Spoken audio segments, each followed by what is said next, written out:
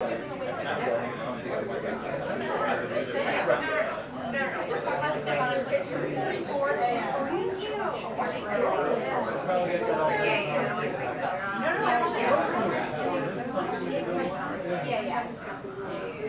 I was trying to dress up and otherwise extremely casual. That's no, it's just that I was like, okay, no, so I'm not exactly a chance.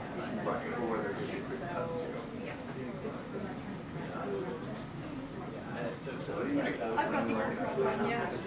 I've had an airdrop, like, oh, okay. I'm like, what if I just start an airdrop?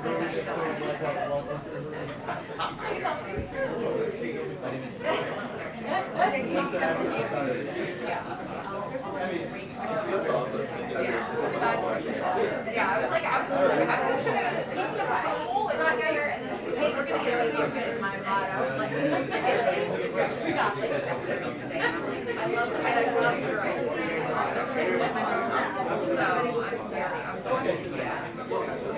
So we'll see what happens here.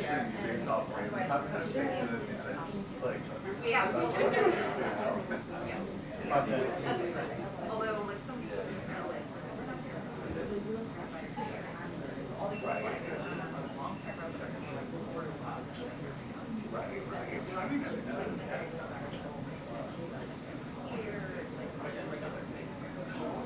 oh yeah.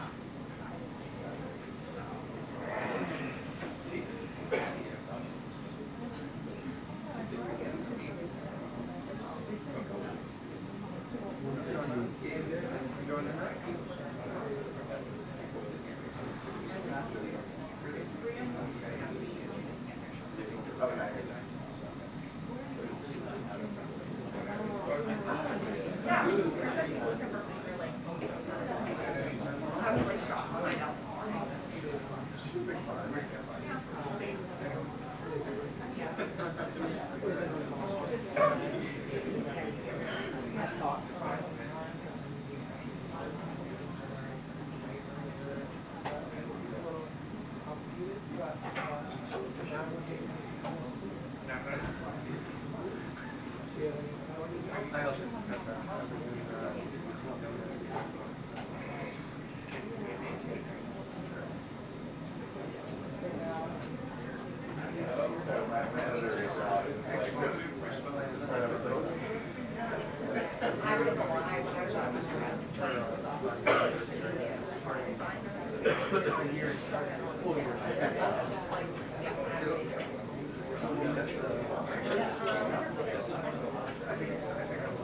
Yeah.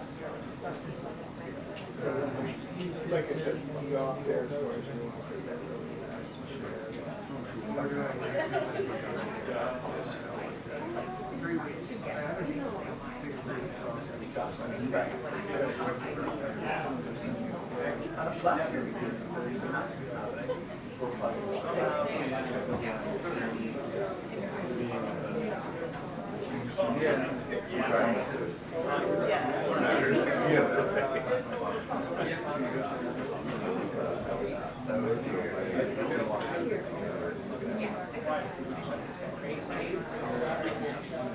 a long story.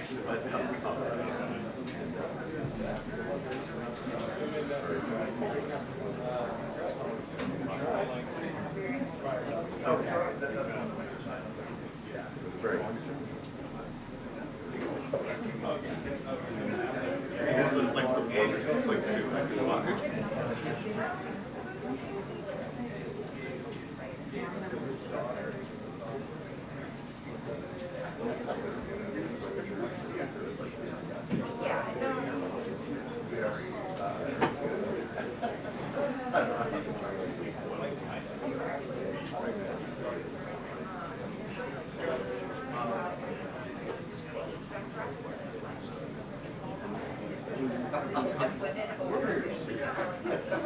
That's what always happens. So like, of course, like people used to be real. I know. So, yeah. Sure.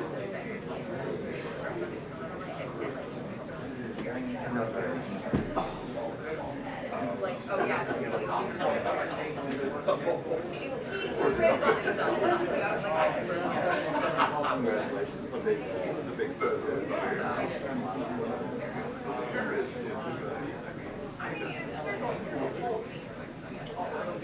You think? Yeah. Oh, that's gonna be really nice. I'm keeping the seat warm.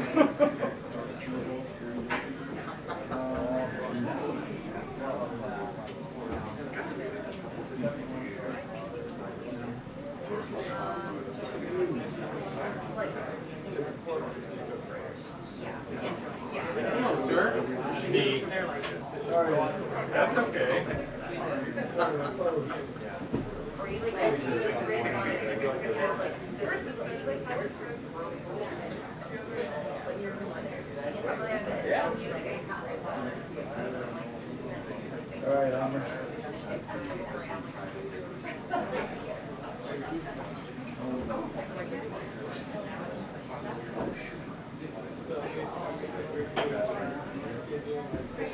Oh, I got the classes. I think I'm on Friday. Very excited.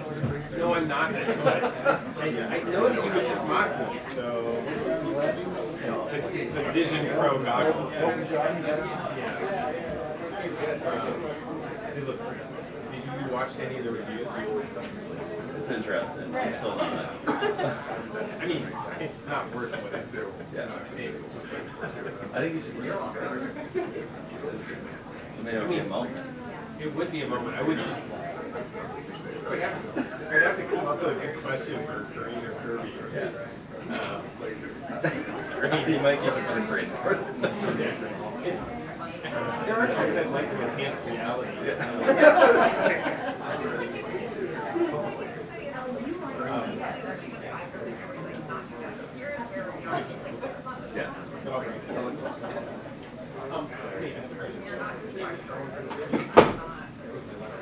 I need a new thing anyways.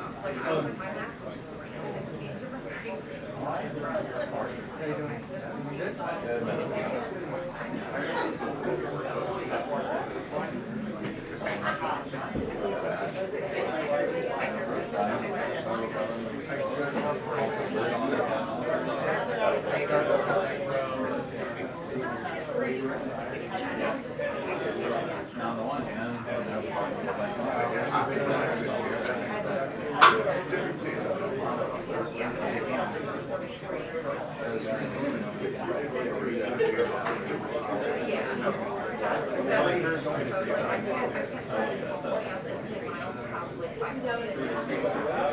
Right. you go on vacation?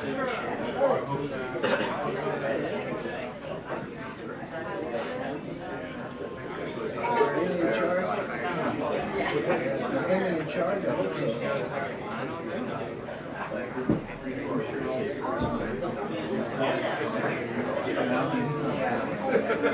Get it baked in. Good. Oh yeah, no, you can.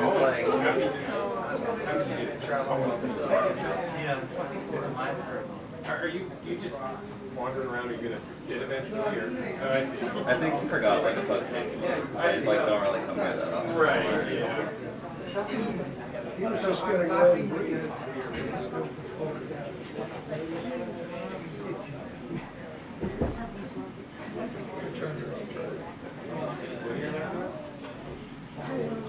Hello. I'd be delighted. Let's just start with sleep. I'd be delighted or not.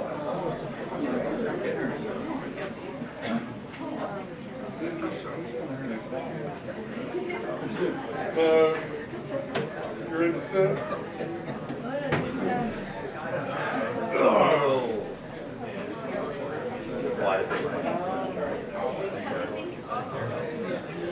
and then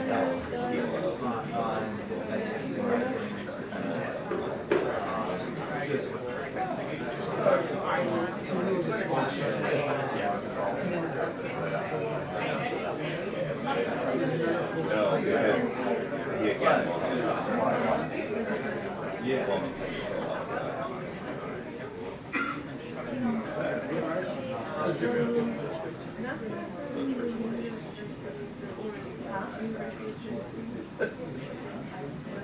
Really, I had fun there yesterday.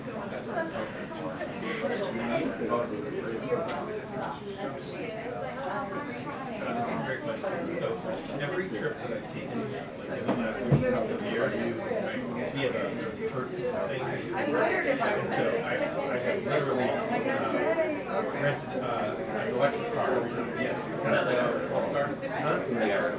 in Michigan, Detroit. There are no electric cars. I think that may be purposeful.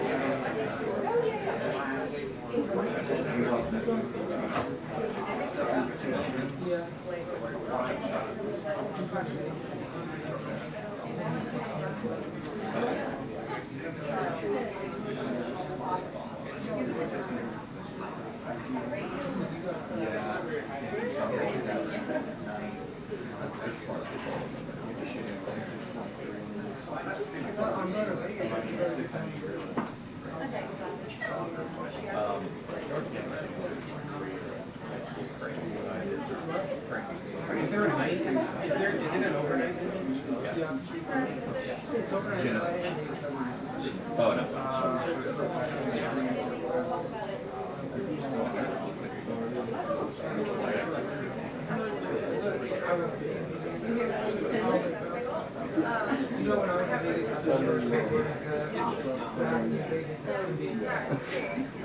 Oh, you were I was there, yeah. A lot happened that night. So what's great is that I will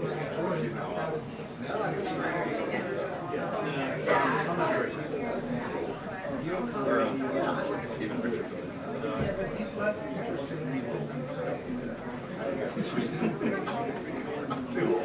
Too old to be like, you know, Everybody's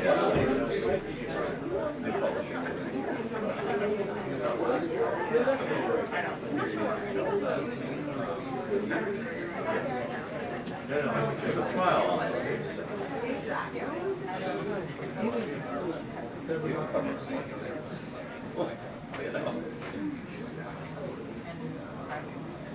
You know.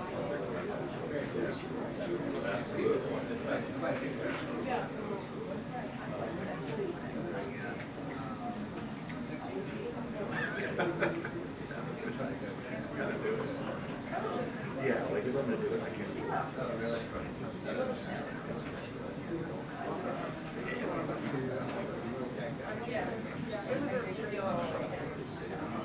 I mean, I'm not sure.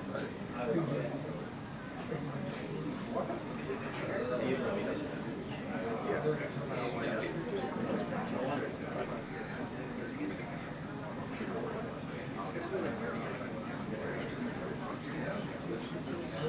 Where are you going?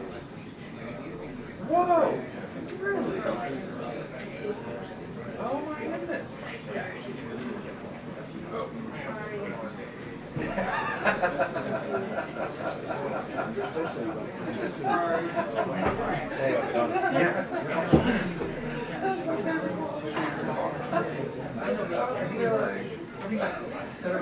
I assume, right? But like,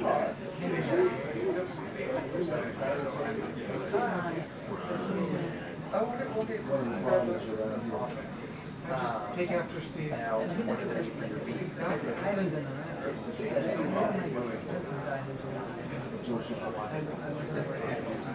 Okay.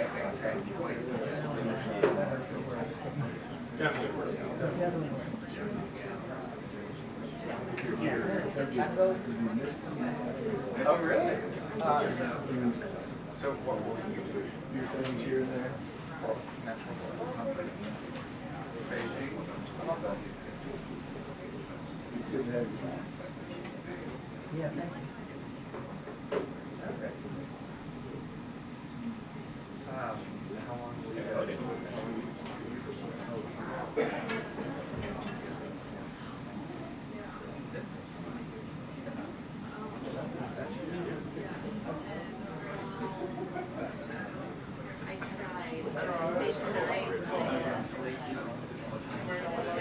Yeah, exactly. Otherwise, I'd be like,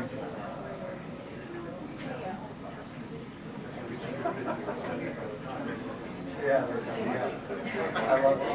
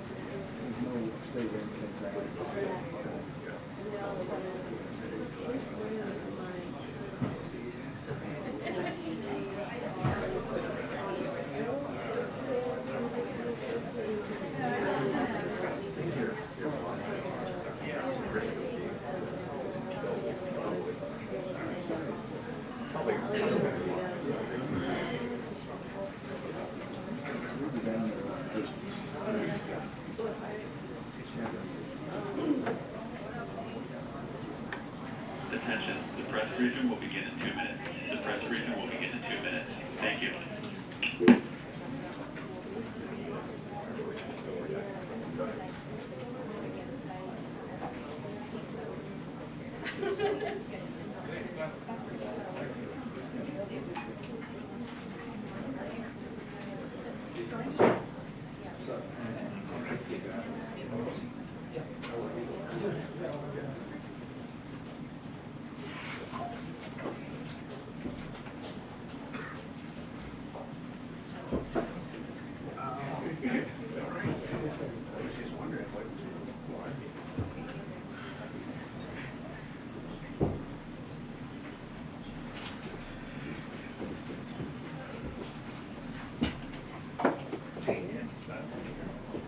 Hi, how are you? I'm great. Great.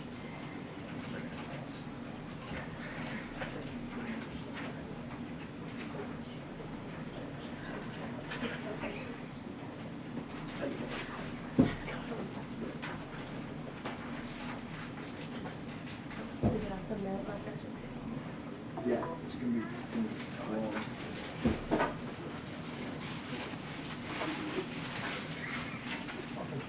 I know, I know.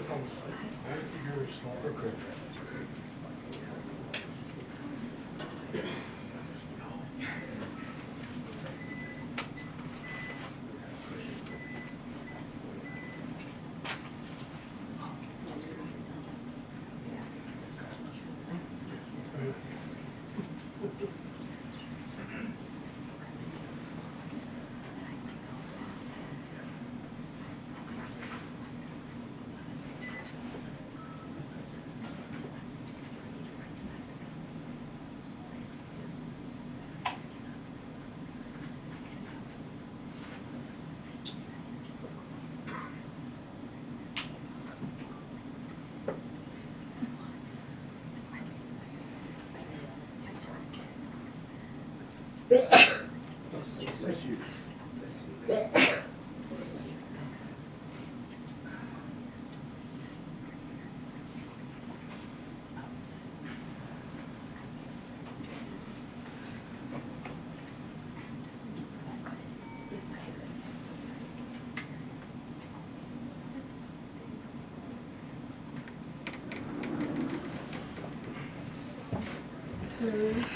Good afternoon. Hello. Hi. have a few things at the top before we get started. As the president and his team continue working to deliver a historic bipartisan agreement on the border, House Republicans have a choice to make. They can keep playing politics, or they can work in a bipartisan way to secure the border. Sadly, this is not new. For years, they have refused to heed the president's request for action on much-needed funding for border security. For example, in the bill the president introduced in his first day in office more than 1,000 days ago, he requested funding to develop and deploy expediting screening technology to improve our ability to catch narcotics and contraband at every port of entry. Republicans never acted on the bill.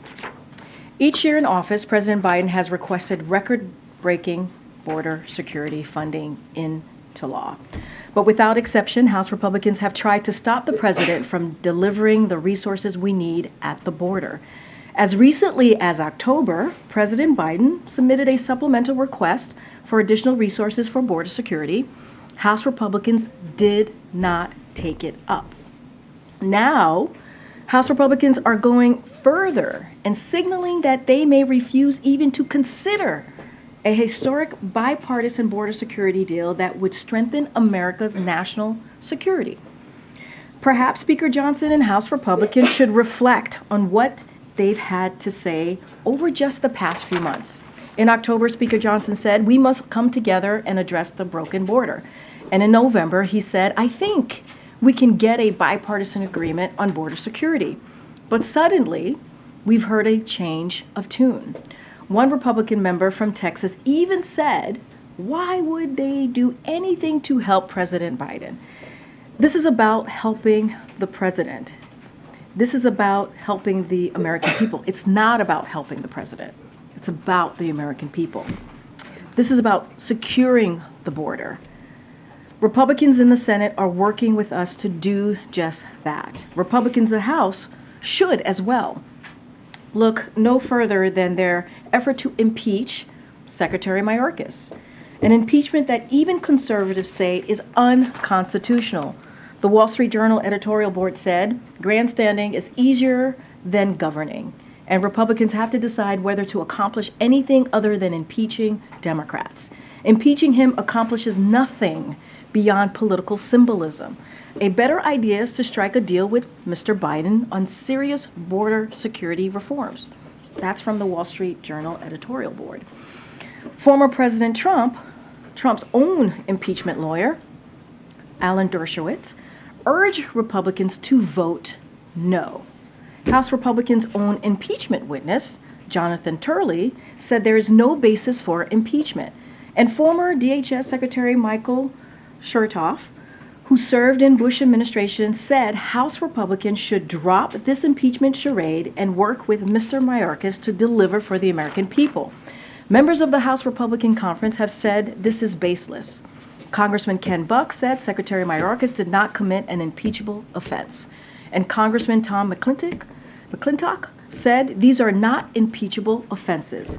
So our challenge to House Republicans is this: will you go against the very voices you typically listen to, play a dangerous, unconstitutional game?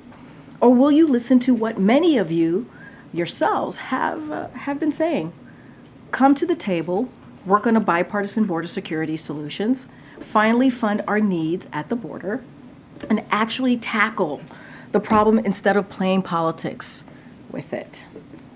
So this is not about politics. This is about bipartisan solutions to help the American people and secure the border. We hope for the sake of the country, House Republicans change course from their years of playing politics with this issue. So now yesterday, a new IMF report found that the United States is leading the global economic recovery. As Axios put it, the U.S. is winning the world economic war. The United States economy grew faster than any other large advanced economy last year by a wide margin and is on track to do so again in 2024. And the Washington Post wrote earlier this week, falling inflation, rising growth give U.S. the world's best recovery. That's thanks to strong actions taken by this president to recover from the pandemic and invest in America. And yesterday we got new evidence Americans are seeing the results, with consumer confidence at the highest level in more than 2 years, and inflation expectations falling to the lowest level since the start of the pandemic. And before I turn it over to my colleague, Admiral John Kirby, as you all know, this Friday, the President and the First Lady are honored to attend the dignified transfer of the 3 U.S. Army soldiers we lost in Jordan. As the President said, these service members represented the very, very best of our nation. The President spoke to each of the families yesterday to offer his heartfelt condolences, and he and the First Lady will have an opportunity to meet with them in person in Dover on Friday. As the Pentagon announced yesterday, the President and the First Lady will be joined by Secretary of Defense. And so with that, Admiral. Just very briefly here at the top, I just want to note that the National Security Advisor, Jake Sullivan, had a chance to meet today with the Israeli Minister for Strategic Affairs, Ron Dermer, while he was here in town. They, of course, discussed the situation on the ground in Gaza. Also had an opportunity to talk about continued efforts to increase the flow of humanitarian assistance into the people of Gaza. And, of course, they talked about our ongoing collective efforts to get all the hostages released, get them back home with their families where they belong. And those negotiations and discussions are certainly ongoing right now. Now, this meeting comes on the heels of Jake's meeting yesterday with the families of the American hostages, and his discussion yesterday as well with the Emir of Qatar, Sheikh Al Thani. Again, all really around trying to see what we can do to get another deal in place, another pause in place to get those hostages back with their families. With that, Admiral, I want to make sure I get this right. Iran's ambassador to the UN warned today that Iran, quote, would decisively respond to any attack on the country, its interests and nationals under any pretext. One, do you have any reaction to that warning? And two, more specifically, could that be read as a tacit acknowledgement by Iran that the U.S. can keep the Mideast conflict from expanding if President Biden shows restraint in his response that may be forthcoming? Folks that need to show restraint are these groups that Iran backs. But nevertheless, I would just say a couple of things. First of all, as we've said many times, we don't seek a war with Iran. We're not looking for a broader conflict. We're not looking for a war with Iran. That's number one. Number two, we have obligations in the region, including those to our troops and our facilities. And now, as Karine reminded everybody, those attacks have taken the lives of 3 of them. We will do what we need to do to make sure that those responsible are held properly accountable. Is there attribution yet of which militant group or groups were behind this? We believe that the attack in Jordan was planned, resourced, and facilitated by an umbrella group called the Islamic Resistance in Iraq, which contains multiple groups, including Kataib Hezbollah. Was KH the principal behind it?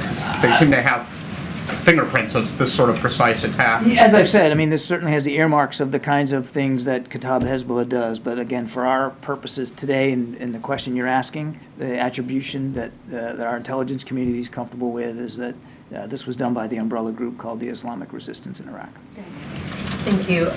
John, can you tell us more about the latest hostage proposal that is supported by the U.S. and the Qataris? The U.S. ambassador to the UN said today that it envisions a much longer humanitarian pause than we saw back in November, plus more food and water and medicine. What details can you tell us? Not a lot, and that's on purpose, because I don't want to say anything from the podium that could torpedo these very sensitive discussions. Nothing is negotiated until everything is negotiated, and not everything is fully negotiated at this point, Nancy. I will tell you that in broad strokes, we are looking at an extended pause is the goal. How long? That's all part of the discussions, but longer than what we saw in November, which was about a week. We'd like to see a longer pause than that. Not just because that helps facilitate the movement of so many more hostages out. You can get more people out if there's a longer stoppage in the fighting. But so it can also give us an opportunity to increase the flow of humanitarian assistance in. We've heard 45 days. Does that sound about right? I'm not going to talk about the details. And can you talk also about, it's been shared that this would be a multi-stage process where civilian women, the elderly would come out first, then perhaps soldiers, corpses after that. What can you tell us about the notion of a multi-stage process and why that would be preferable? The goal of an extended level pause is so that you can get the maximum amount of hostages out. The modalities of that, should we be able to get this in place, of who's coming out when and what sequence, is all part of the discussions right now, so I'm just not going to get into that. How has Hamas responded, if at all, to this latest proposal? I would just tell you that the discussions that we've been having and are continuing to have been constructive. They've been, we believe they're moving in the right direction. But again, I don't want to come across as too sanguine here, and I certainly don't want to get into the actual details of it. And I hope you all can understand that. I mean, the last thing that I'd want to do is say something from up here that all of a sudden gets inserted into the negotiations and becomes a sticking point. We want to see this deal in place. We want to see it in place as soon as possible. These families are grieving, and they want to see their loved ones again. We want to see if we can facilitate that, but obviously, you know, we're mindful of time. Thanks. It has been 3 days since the attack in Jordan that killed 3 service members. The president said yesterday that he had decided how to respond, but we haven't seen any public action. Well, you know, at least publicly, we haven't seen any action. So with every day that passes and no response, are you missing an opportunity to signal resolve? I think we signaled resolve pretty well. And as I said the other day, we'll respond on our own time, on our own schedule. And we'll do that. And I would also caution you not to think that the first thing you see, you talked about publicly seeing, not the first thing you see won't be the last thing. Can you confidently say that Iranian-backed forces have not begun moving assets out of the region in anticipation of a possible retaliatory strike? We're monitoring as best we can. I'm not going to speak about what the intelligence assessments tell us. But well, I'll just say that we're confident in the planning, and we're confident in the response. Is it possible that they're moving assets out of the region as they're getting ready for the U.S. to respond? I'm not going to talk about intelligence assessments. As the president said, we're going to respond, and we'll respond in an appropriate way.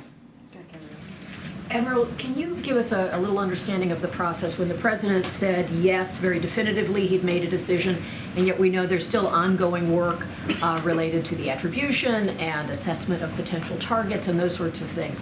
Is it a multi-part decision process for the president, or is the yes he gave already put into kind of the action that the Pentagon would need to go forward, or would he come back and review the specific targets and that kind? Can you shed any light on that longer process? Just in terms of process, his decision to move forward was based on discussions that he had with his national security team over the previous 3 days, including yesterday. When you're talking about what we're anticipating here, which won't just be a one-off, as I said, the first thing you see will not be the last thing. There's a lot of moving pieces in that, in terms of what you're going to choose to go after, and what you're electing not to go after, and why, and he asks all those questions. He did that in this case, but it's an iterative process, and I would fully expect, Kelly, that because, as I said, this will be a response over time. You should expect that the president will continue to weigh options ahead of him, continue to ask tough questions, continue to talk to his national security team as things go forward. And does he want this to be a U.S.-only response, or would he welcome a military action from partners who've been a part of some of the other work in the region? We're focusing on a U.S. response to killed American troops. When Kataib Hezbollah says that they will suspend attacks on U.S. forces, do you believe them, or would that spare them retaliatory strikes? I'd say a couple of things. Number one, you can't take what a group like Kataib Hezbollah says at face value. Number two, as I said in my answer to Amr, they're not the only group that has been attacking us, and they're certainly not the only group that is a participant in this Islamic resistance of Iraq. So they're not the sole proprietors here of the violence that has been visited on our people. And number three, back to that point, there are 3 families that are going through the worst possible grief right now. And let me tell you something. When you talked about Dover, that's a tough day. That is a tough day. They killed American soldiers, and I'd leave it at that. Just secondly, John, the Ron Dermer meeting, did Jake ask him about post-conflict Gaza, and do you have a better sense of how long this conflict is going to last? I couldn't tell you how long it's going to last. The Israelis have spoken about this themselves, that this could go on for months. I'll let them speak to their operations and where they see it going. We obviously want to see this conflict end, and certainly we'd like to all see it end as soon as possible, but it has to end in a way that doesn't imperil the Israeli people from the threat of Hamas, which is right next door. So we're going to continue to support them in their efforts to do that. As for the discussion with Mr. Dermer, I know that it was focused on humanitarian assistance, on the hostages specifically, and the general situation in Gaza. I don't have more detail than that. I just wanted to clarify Kelly's last question. The U.S.'s response, whenever it happens, it will be unilateral. It would not be sort of the joint exercise we saw with the Houthi assets earlier this month. That's our expectation. Does the president believe, John, that it is important for the U.S. to strike back immediately and quickly following the deaths of the 3 U.S. service members? The president believes that it is important to respond in an appropriate way now that 3 American soldiers have been killed. And what's appropriate? Well, it depends on what your response is going to look like and what you're going to go after. And as I said earlier, we will respond in a time and in a manner of our choosing on our schedule. And just because you haven't seen anything in the last 48 hours, that doesn't mean that you're not going to see anything. And as I said earlier, when you see the first thing, don't come to be thinking that that's going to be the last thing. Is the president open to maybe holding off on whatever strikes may come to give time and space for the ongoing hostage negotiations to continue moving in the right direction?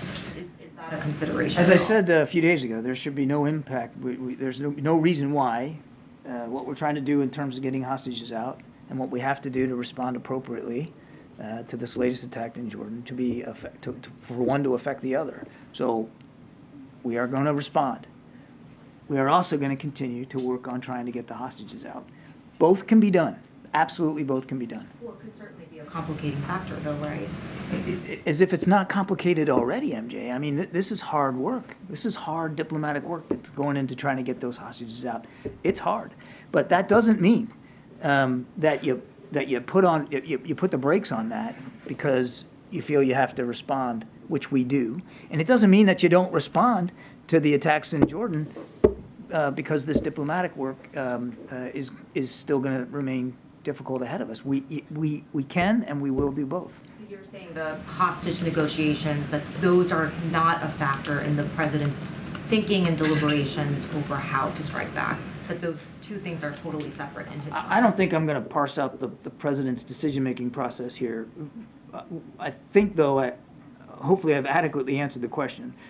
We're going to respond to the killing of our 3 soldiers. He told you that yesterday. He's made his decision. There will be a response. We are also going to continue to have the conversations that are needed, and they have been good. It has moved in a constructive way. Again, nobody's doing a touchdown dance here. We got a long way to go, but we still think that there's real significant possibility to get an extended pause in place to get these hostages out. Quickly get your read on Kataib Hezbollah's statement yesterday saying that they would suspend military and security operations against U.S. forces. What was the administration's read on that statement?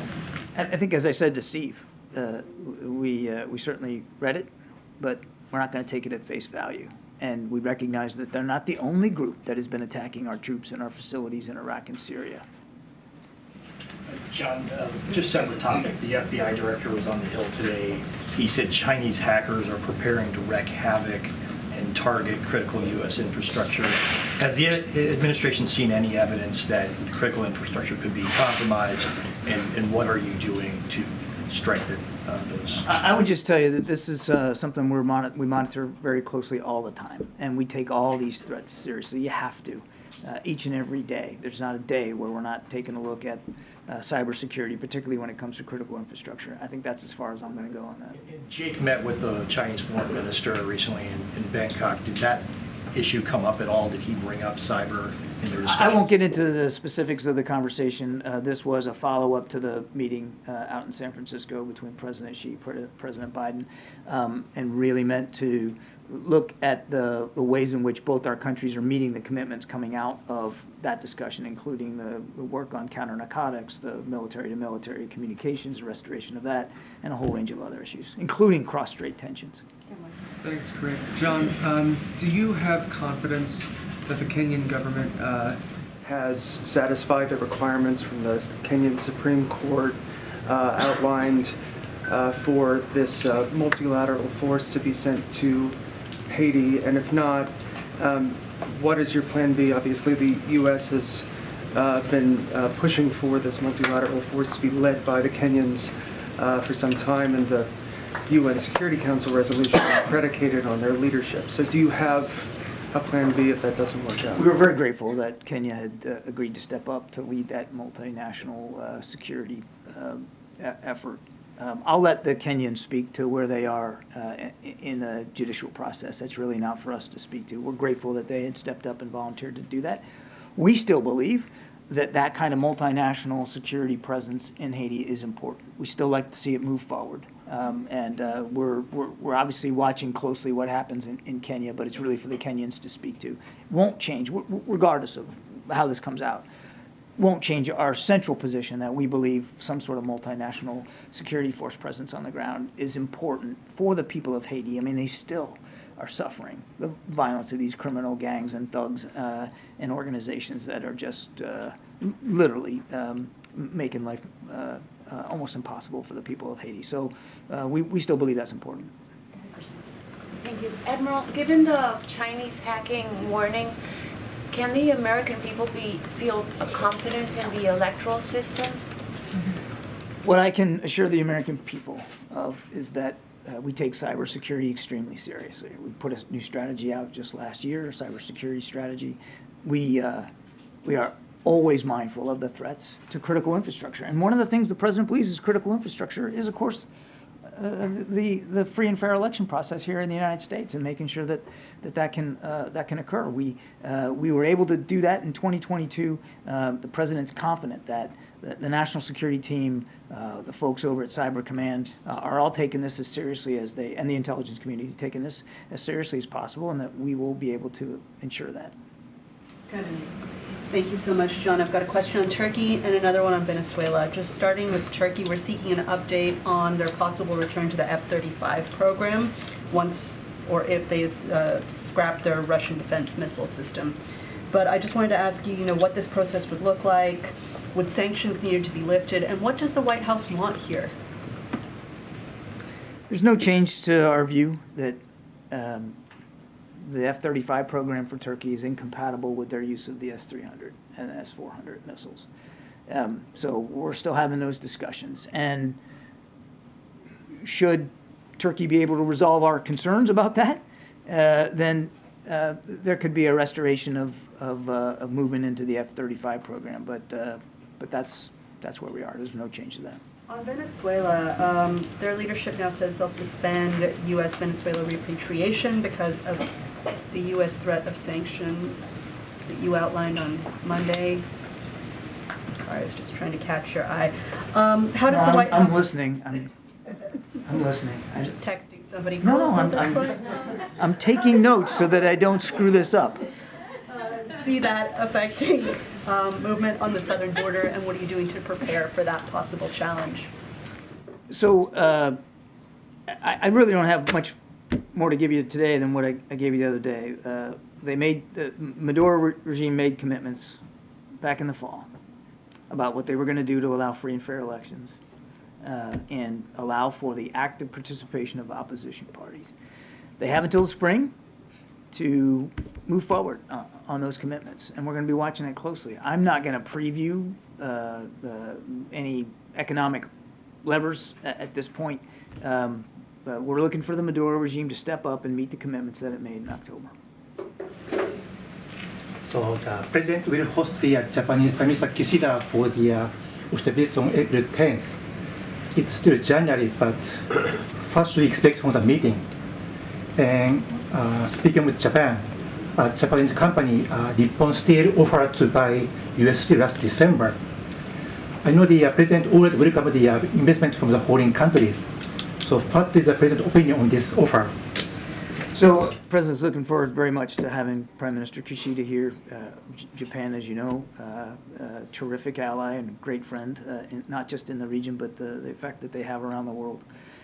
So there's going to be a lot on the agenda. It is January, and the state visit is in April. I have no doubt that you'll hear more from us in greater detail as we get closer to it. But look, the tensions in the Indo-Pacific, opportunities to improve our alliance, the capabilities, opportunities to improve trilateral cooperation with South Korea, Japan, and the United States together. There's going to be a lot to talk about. I don't have anything new to say about this U.S. steel potential purchase. That would be inappropriate for me at this time, but I would just tell you that the President is the most pro-union president we've had. He absolutely wants to make sure that there's a level, fair playing field for steel workers in this country. That will always be foremost in his mind. That's about as far as I think I can go. Thank you so much. I would have a question on Ukraine. So the EU said today that they would only be able to supply 500,000 artillery rounds that they had pledged for Ukraine, and this comes at a time when U.S. assistance has stopped. So how bad is all this for the Ukrainian forces, and do you see an impact on the battlefield already? It sure as heck ain't good. And this is why we need the supplemental funding. It's critical. And artillery rounds are one of the most expended munitions on the battlefield, continue to be. It's absolutely critical that we get this funding for Ukraine so that we can get back to leading the world in supporting Ukraine and their ability to defend themselves. So I can't speak for the European Union or other European nations, but I have said in the past that that other nations will be looking to us for our leadership. They will be looking to us for decisions and certainty about what support for Ukraine is going to look like going forward. It's absolutely vital we get that funding. Thank you, Admiral.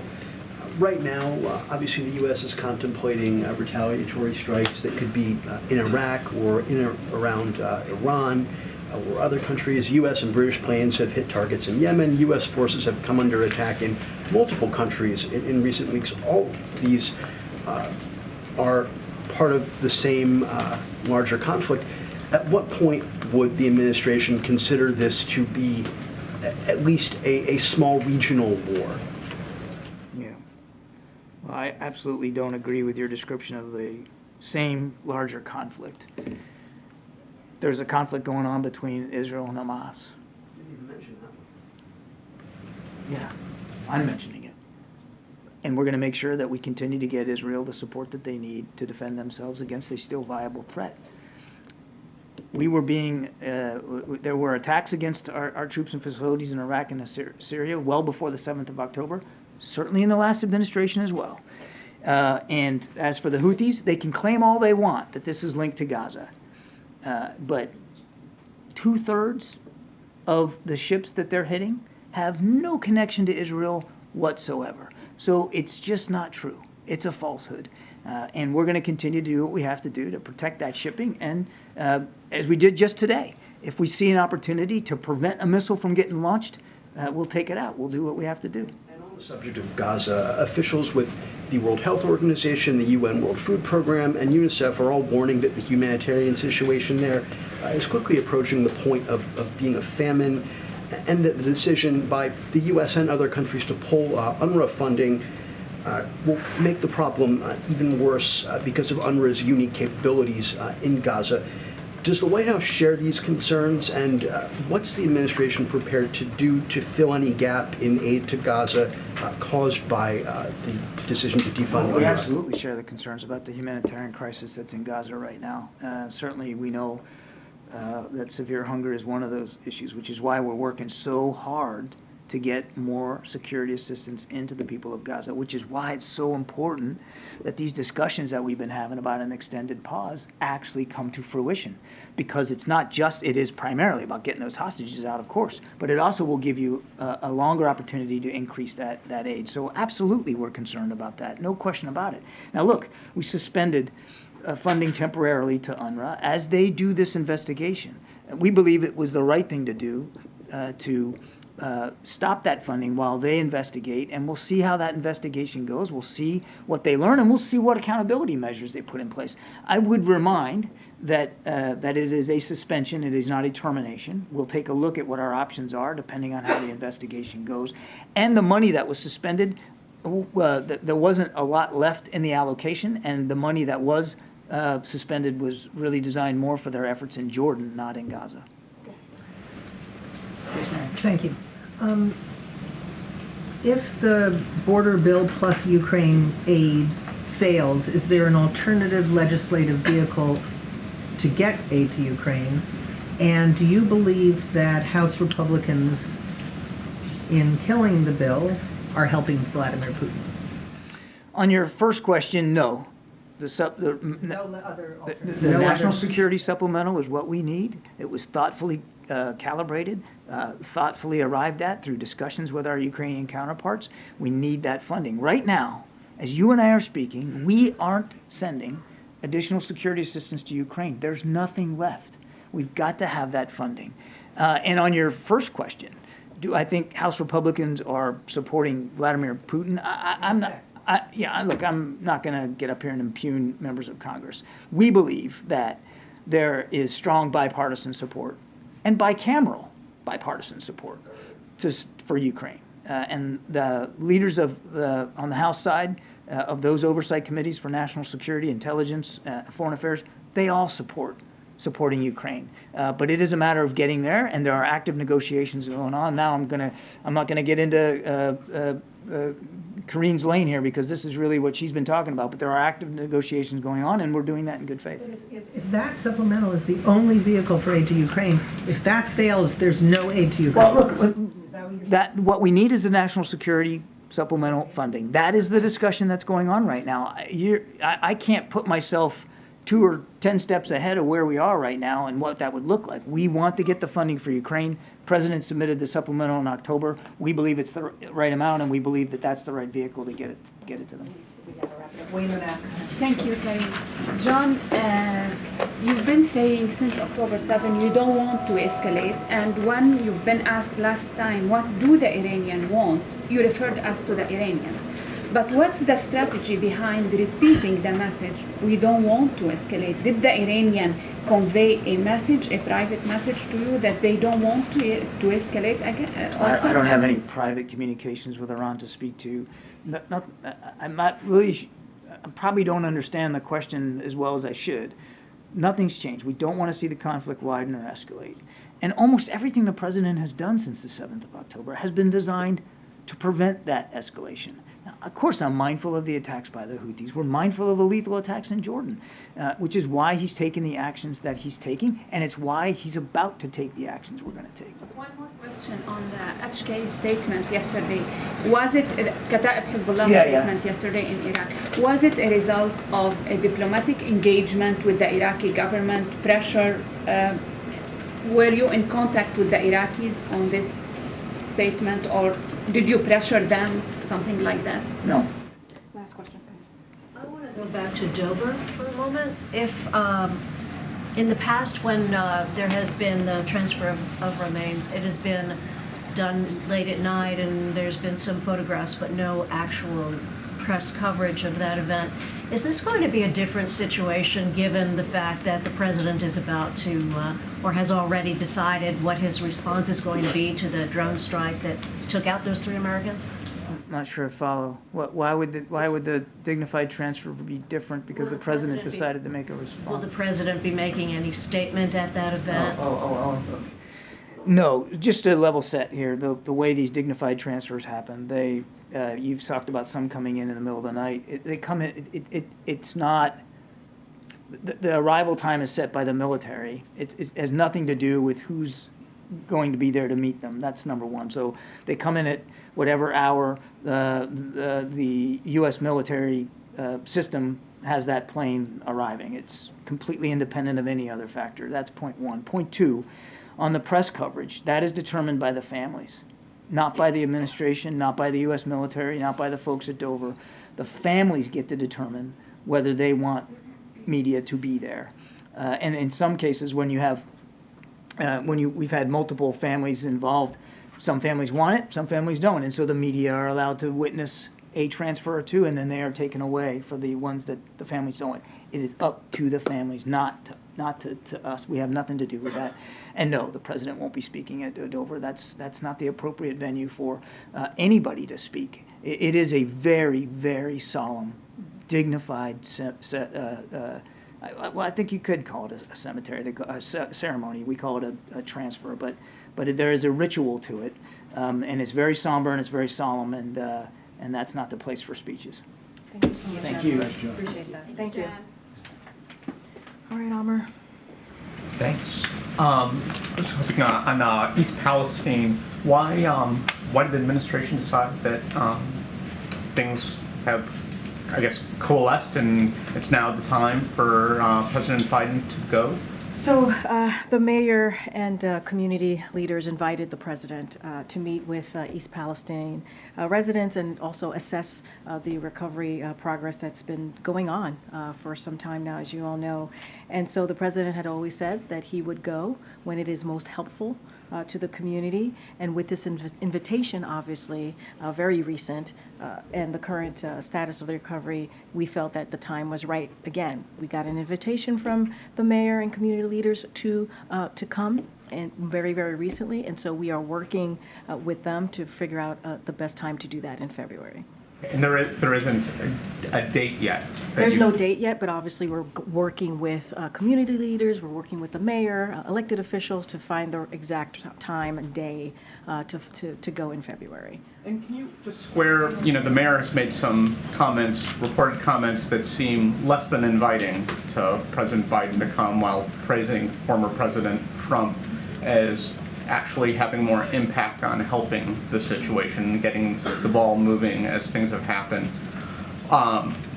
Does the mayor, one, want President Biden to come? And two, why is from what you're saying, that he's inviting him? Yeah, he but is. I'm assuming he wants him to come if he's inviting him. Why is he also at the same time? Have you guys gotten a sense? And does it matter to President Biden that he's at one end, he's sort of, I don't know, dunking on him while also calling him to come and visit, from what you're saying? So look, the invite came from the mayor and other folks on the ground. So I think that's important, right? The mayor obviously wants the president of the United States to be there. The president has always said he is a president for folks who live in red states, folks who live in blue state. Doesn't matter if you're in rural America, urban, suburban, he is a president for all. And so let's just never forget that. And I also want to take a step back. Look, the mayor is allowed to say whatever he wants to say, but he also invited the president, this current president to come. Look, this is, if you think about what happened in East Palestine, on day one, within hours of the derailment, we were on the ground at the president's direction, within hours. And he sent personnel there. This is the president, sent personnel there. EPA, DOT, FEMA, HHS have all been on the ground to support the community till this day. They're still on the ground today. And so, look, the president has been very clear. Anytime there is a situation that happens in a community that is devastated by whether it's a derailment or a natural disaster, obviously, the president says this all the time. he is there for that community for as long as it takes. And he's proven that. So he's looking forward to going to East Palestine in February. We're going to find the day that works best for the folks on the ground. He always said that when the time was right, it was the most helpful for him to be there, he was going to be there. Just very quickly, tomorrow, is there any official business in Michigan for the president, or is this solely a political trip? It's a political trip tomorrow. Your topper about the border deal, are you now pessimistic that a border deal will get done? No, we're not pessimistic at all. I mean, look, the conversations in the Senate with Republicans and Democrats, it's been going on for about 2 months now, we believe have been going in the right direction. They've been productive. I've said this before, the president says this, he's optimistic, and we appreciate that they have been doing this in good faith. But we're also going to call out House Republicans, and we're going to call out Speaker Johnson. And I think it's important for us to do that because it's like upside down world over there. You know, they've been flip-flopping over there. This is going to be a deal, if it is actually goes into law, that is, yes, going to be tough, but it's also going to be fair. It is a bipartisan agreement. That's how we move policy forward. That's how we move legislation forward on behalf of the American people. So we're always going to be very clear-cut and straightforward on how we see things. And so that's why we're going to call out what we're seeing with House Republicans. It is not in line. It is not in line with what they have been saying for years about what they wanted to see. The president has faced a lot of criticism in Michigan from the Arab American community. What does he say? What's his message to them, those who feel disenchanted by the Gaza operation? So a couple of things. Obviously, as Amr was asking me, tomorrow he's going to be going to Michigan. It's going to be a political organized trip that is going to be done by the campaign. So any itinerary or pieces like that are related to that particular trip, the campaign could answer to that more broadly, obviously. But what I would want to say is that you know, the president has met with Americans with varying opinions about the conflict that we're seeing, sadly, in Israel and Hamas. Officials at the White House have had numerous conversations and in regular contact with Muslim and Arab Americans, leaders in Michigan and across the country. Hopefully Sam is okay. Get some water. Concerned for him. Look, the president's going to continues to believe that Israel has a right to defend himself. They have a right to defend itself as long as they continue. It is done in accordance of international humanitarian law. So we will continue to have those conversations with them. At the same time, he is heartbroken by the suffering of innocent Palestinians. That is, who have been caught in the middle of this conflict, sadly, and between obviously Israel and Hamas. And he continues to press for humanitarian aid. You've heard the admiral speak to that when he was getting a couple of questions on that. And when we've had the humanitarian pauses in the past, we've been able to get about 100 hostages home to go back to their family and friends, right? There are families and loved ones who are heartbroken right now, waiting for their loved ones to come home. That is very important.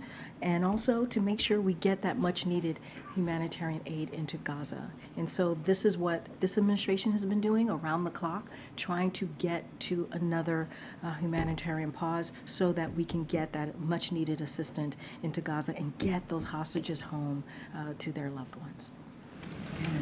Karine, is the White House open to a separate bill that funds Israel and Ukraine and tabling the current supplemental package as some Senate Republicans are discussing? Look, what we want, and to answer that question very straightforward, is like we want the national security supplemental to be passed. That's what we want. As you know, we introduced that in October. I've said this very, very often. When the president asks for a supplemental bill, it is because it is an emergency request. This is an emergency request that we believe is important for our national security, hence the name of the supplemental, for not just for around the world, but for us here, for Americans here in this country. And so we are going to be very focused on getting that done.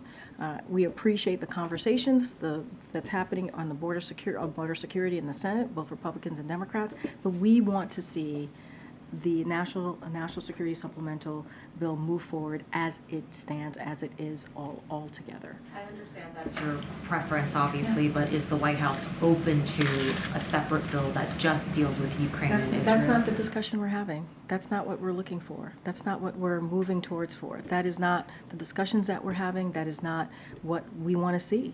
We want to see the entire we want to see that national security supplemental move forward. That is what we're working towards. Just to clarify, when you just said that's not the discussion that we're having, do you mean that the White House has not been engaged with Senate leaders, Senate Republicans in particular, about that idea, which is being discussed right now? So what we have focused on, sir, I mean, the answer is we're focused on getting the national security supplemental move forward as is, in the way that the president requested it.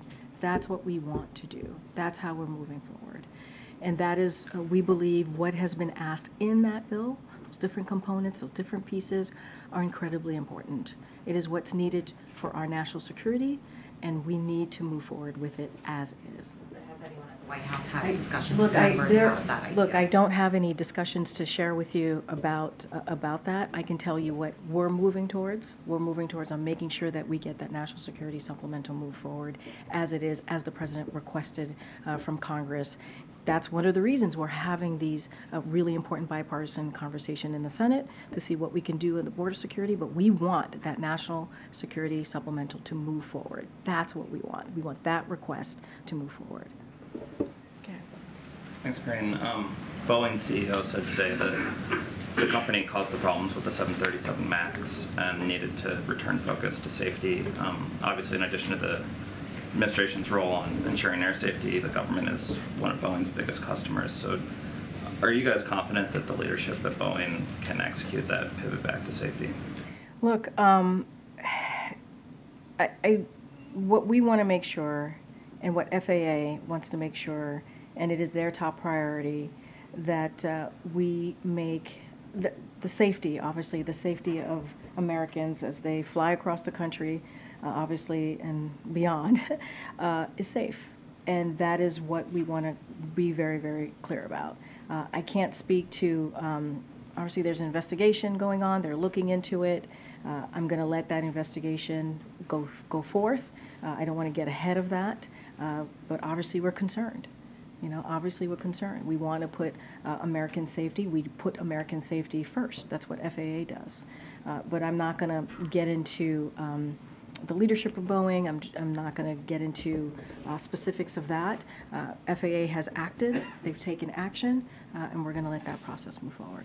In addition to the MAX, the Osprey, which is made by Boeing, is under review. I was just wondering if you had any update on the review there. So we don't have any updates for you at this time. Justin, what I can say is that the Department of Defense is better to answer those specifics as it relates to the Ospreys. So. One last one. Yeah. A judge in Delaware yesterday ruled that Elon Musk's pay package at Tesla was excessive. Elon then tweeted that companies shouldn't incorporate in the president's home state. So I'm wondering if you had any reaction to the ruling, but barring that, thoughts on Delaware's corporate governance and legal system that you might want to share? So I'm going to be really careful. I'm not going to get into a private company's legal cases. Look, this ruling, and I'll just add a finer point, this ruling doesn't involve this administration at all. It just doesn't. So I really don't have anything more to share from here. Okay, Nancy. Thanks, Karine. There's some big protests planned tonight in Dearborn, Michigan, on the eve of the president's visit to Michigan tomorrow. Arab Americans protesting the administration's handling of the war between Israel and Hamas. Does the president have any plans to meet with any Arab American community leaders when he's in Michigan tomorrow? So, as I stated, this is a political event. The campaign certainly can speak to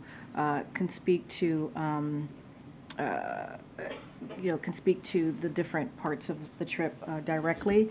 I'll say this, and I kind of said this at the top when I was asked this question. The president has had meetings with Muslim and Arab leaders. Obviously, we don't read out every meeting. So has White House officials here have been in regular contact with Muslim and Arab leaders, folks in those community. Don't have anything else to share beyond that. And I've laid out that we understand. Like, we get this is a very difficult time for people. We get that. We get that it's a very difficult time for folks. We always believe it's important. The president believes it's important for Americans to feel like their voices can be heard, and to do that in a peaceful way. And so that is where we're always going to be on that. I laid out just moments ago, like how heartbreaking it has been to see Palestinians, innocent Palestinians, have been caught up in the middle of what we're seeing between obviously Israel and Hamas, and so we're going to continue to push for these humanitarian pauses to make sure hostages come home to their loved ones and families, and get that all very important needed humanitarian aid into Gaza. Does the president believe he may alienate Arab Americans with his policy? And is he willing to sustain that kind of difficulty because he believes in his view about Israel's right to defend itself? Is that a cost of this war that he's willing to sustain? Look, when the president thinks about things, it's not about the politics, right? It truly isn't. It is, and we always do this, right? We do a step back about what happened on October 7th. Israel was attacked by a terrorist organization, Hamas, and those leaders in that organizations have said they want to see October 7th happen over and over and over again. And the president's going to continue to believe that Israel has a right to defend themselves. Of course, they need to do it following the international humanitarian law. We've been very clear about that. And of course, we are heartbroken by what we're seeing with innocent Palestinians being caught up in the middle of that. And of course, we understand how folks are feeling in the community, and it's important for them to have their voices be heard. And we respect that. We respect that. But we cannot forget what happened on that day and what has led us to where we are today. On a separate topic, there have been notable exchanges on Capitol Hill today with some of the tech company executives being questioned about their content and about protections for users and so forth. Do you know if the president has had a chance to see any of that? Does the White House have a view about how forthcoming these CEOs have been, and if there's more they need to do? So just a couple of things on that. Obviously, we've been monitoring the hearing. The country is experiencing an unprecedented youth mental health crisis. That's a fact. That's what we see in the data. And there is now undeniable evidence, as I just stated, that social media and other online platforms have contributed to that. It is exactly why this president, the Biden-Harris administration, has made tackling the mental health crisis part of their unity agenda, which you've heard the president speak to in the last State of the Union, and you've heard him speak about this throughout the past 3 years. It's a key priority. And that is a key priority for the nation, obviously. It's an issue that cuts across politics and affects red states and blue states. You heard from the different congressional members, from Republicans and Democrats, speak to this today very passionately, asking difficult questions. And it's why this administration has invested historic resources and launched new tools to ensure the safety of Americans here. So we know there's a lot more work to be done. The work is far from over. This administration is going to remain to be committed to providing Americans with the support and the resources needed as we're dealing with this crisis right now. Okay. Following up on that, Senator Lindsey Graham said specifically to these CEOs, you have blood on your hands, you have a product that is killing people. Is that the view of this administration? Look, I'm not going to let the senator obviously speak to him for himself. What I can state is that the data, the evidence, there is evidence that showed that these platform has been devastating to our young people's mental health. And it has been part of a mental health crisis that we see here, and that's why this president has taken action. And look, we have to do everything that we can. This president believes we need to do everything that we can to have the resources to make sure that we help Americans as we're dealing through this mental health crisis. We believe that particular issue is a unity issue. It brings people together, both Democrats and Republicans. They support this, and it's been a key platform of this president. I'm not going to dive into everything that congressional members said, senators specifically said today, but obviously this country is experiencing a crisis amongst our young people, and we have to do something, and the work is far from over. At least one of the CEOs endorsed the Kids Online Safety Act. Anything about that bill in particular that the White House might like? Have you had conversations with Senator Schumer about trying to get it for a floor vote? So I can't speak to that. I haven't spoken to our legislative team on that particular piece, that act. But obviously, we think Congress has a place here to act to move forward legislation to strengthen protections for children's privacy. We think that they can do that to protect the health of kids, to protect safety online for children. They can act, and they can certainly do things to move forward on that. If I could ask just one on the immigration negotiations, we've learned from some of our Senate sources, and it's been talked about a lot of other outlets, about part of the deal, including the deal that's still being worked on, including these numbers, that the border could be shut down specifically if migrant crossings increase above 5,000 per day. Were those numbers acceptable to the White House? Were they the numbers of the White House or the president was pushing for? I'm not going to get into specifics or details. I just don't want to get involved from here, the podium, on what's being discussed, what's being negotiated. I think it's just the right thing to do to give folks the space as they're doing this in good faith in the Senate. I think it's important to do. We've been very clear. We think the system is broken. Immigration system is broken. We have to do everything that we can to deal with the challenges at the border, and it's good that there's bipartisan support in moving forward in that way from the Senate. And so that is what we've been very clear about. I'm just not going to get into numbers or specifics or dive into policy discussions from here. I get that, but from a messaging perspective, House Republicans are diving into these numbers. They're responding to them, and they're calling them out and saying this is the reason they can't support this kind of bill. So are you guys doing yourself a disservice by not talking about some of these specifics? I'm going to be very clear here. House Republicans are actually getting in the way. They're not part of the discussion. They're not. They're not part of trying to figure out how to come to a bipartisan agreement. We would like them to be, but they're deciding not to.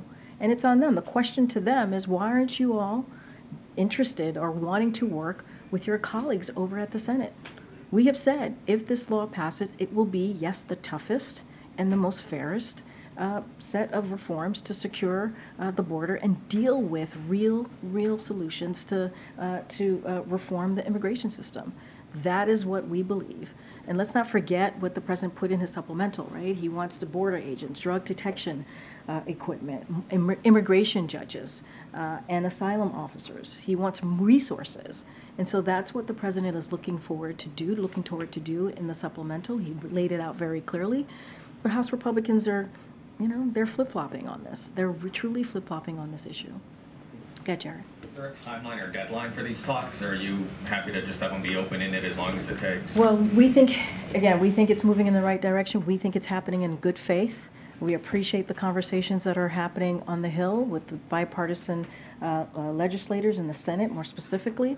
And we want this to move as quickly as possible, obviously. Yeah. Do we want it to happen today? Did we want it to happen 2 weeks ago? Obviously, yes, but we want to give them the space to do this. This is an issue that we have been dealing with for decades, even in the last administration, obviously, for decades.